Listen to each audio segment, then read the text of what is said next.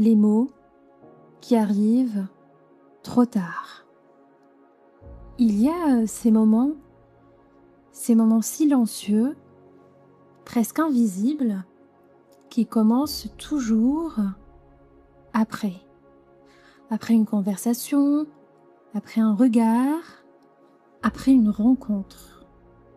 Tu rentres chez toi et tout semble terminé, mais à l'intérieur, quelque chose commence. Une scène se rejoue, encore et encore. Les mots reviennent, mais différemment, plus justes, plus précis, plus parfait. J'aurais dû dire ça, j'aurais pu répondre autrement. Ça aurait été mieux si... Et dans ce théâtre intérieur, tu deviens brillante, fluide, ou presque irréprochable. Mais dommage, il est trop tard. Le moment est passé. Alors une question apparaît doucement. Pourquoi ? Pourquoi les bons mots arrivent-ils toujours après ? Peut-être parce que nous ne sommes pas vraiment là, quand tout se joue. Pendant que tu parlais, une partie de toi observait, une autre jugeait, une autre encore anticipait. Tu n'étais pas entièrement dans l'instant, tu étais divisé, et c'est là que tout se trouble. Parce que vivre un moment et se regarder vivre ce moment, ce sont deux expériences totalement différentes.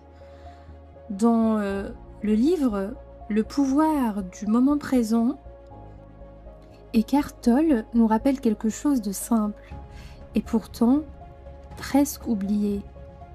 Le seul endroit où la vie existe vraiment, c'est ici, maintenant.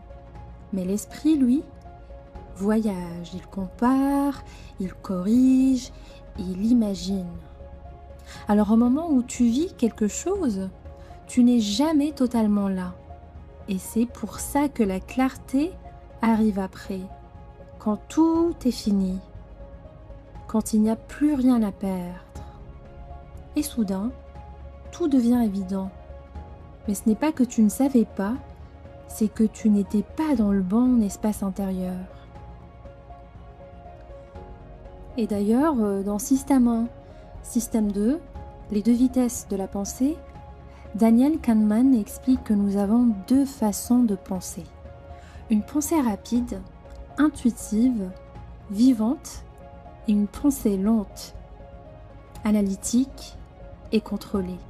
Quand tu es naturel, tu es dans le flux, mais dès que tu commences à vouloir bien faire, tu te déplaces, tu quittes l'instant pour rentrer dans le contrôle. Et le contrôle coupe la spontanéité. C'est là que les mots deviennent lourds, hésitants, imparfaits. Puis, plus tard, quand tout se calme, la fluidité revient. Comme une rivière qui retrouve son chemin une fois les obstacles disparus. Mais il y a quelque chose d'encore plus subtil. Pourquoi voulons-nous tant dire la bonne chose ? Pourquoi ce besoin d'être parfait ? Parce qu'au fond, nous croyons être observés, évalués, mesurés. Chaque mot devient un test, chaque silence, une erreur possible. Dans le livre « Avoir le courage de ne pas être aimé », il est dit que ce qui nous fait souffrir, ce n'est pas le regard des autres, c'est l'idée que nous avons de ce regard. Et cette idée crée une pression invisible, constante. Alors si tu essayes de bien faire, tu ajustes, tu contrôles, mais plus tu contrôles, plus tu t'éloignes de toi-même. Et plus tu t'éloignes, plus tu ressens ce décalage après.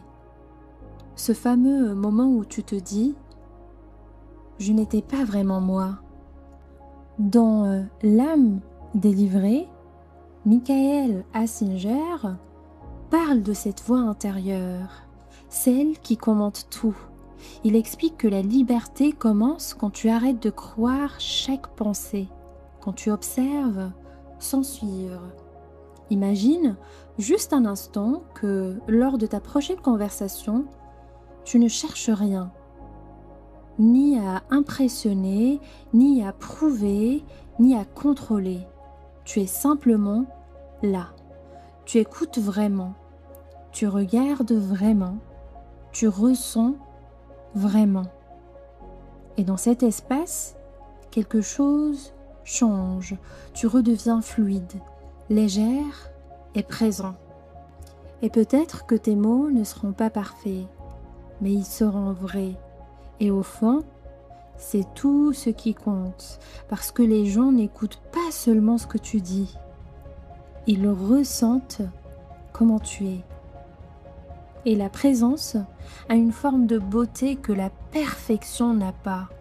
Alors, la prochaine fois qu'une scène se termine et que ton esprit commence à rejouer le passé, tu peux simplement sourire et te rappeler doucement « Je n'ai rien raté. J'étais en train d'apprendre à être là. » Et peut-être qu'un jour, les mots n'arriveront plus après, parce que toi, tu seras déjà là. Si ce sujet t'a touché, tu peux explorer le pouvoir du moment présent, système 1, système 2, les deux vitesses de la pensée, l'âme délivrée et enfin avoir le courage de ne pas être aimé. Et voilà pour aujourd'hui, merci infiniment d'avoir écouté jusqu'au bout et à très vite.